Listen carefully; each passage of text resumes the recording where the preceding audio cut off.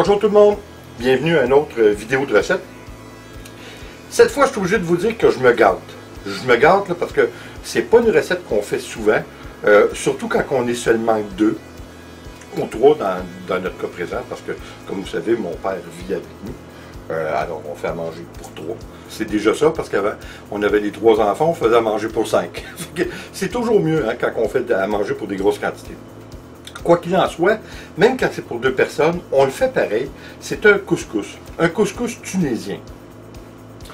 Et ça, j'ai appris à faire ça, ça fait au-delà de 40 ans. C'est un ami qui venait de Tunis, qui est arrivé ici avec sa mère. Comme je vous dis, ça fait au-dessus de 40 ans. C'était des Tunisiens français. Alors, j'ai appris à faire le couscous comme sa mère, qu'on appelait Mémé, nous montrait à faire. C'est une dame que j'ai adorée, soit dit en passant. Elle m'a conté assez d'histoires. En tout cas, là, j'en passe. On est dans une émission de recettes et non d'histoire. Quoi qu'il en soit, j'ai adoré cette femme-là, qui est maintenant malheureusement décédée. On a assez eu de plaisir ensemble. On faisait à manger, on a fait toutes sortes de choses que éventuellement je vais vous montrer. Mais le couscous, à la base, moi j'ai changé des petites choses. Je l'ai adapté beaucoup pour l'Amérique du Nord, si on veut, là, surtout québécois ou le Nord américain. C'est-à-dire que plutôt que de mettre des saucisses merguez, parce qu'aujourd'hui, des saucisses merguez, là, si on ne les fait pas, ne sont pas aussi bonnes qu'il y a 20 ans. C'est pas pareil.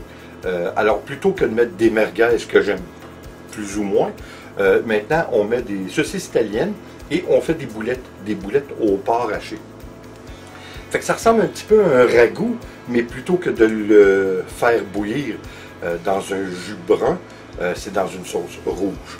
Alors, vous allez voir, on met tous les légumes qu'on veut. En fin de compte, c'est un petit peu comme un stew. On met tous les légumes qu'on veut, et puis moi, personnellement, je le mets. Puis l'ingrédient secret pour moi, là, qui fait toute la différence, c'est la pâte d'harissa. Alors, plus vous en mettez, plus c'est fort, parce que vous savez que l'harissa, c'est une pâte qui est très forte, mais en même temps, qui est douce.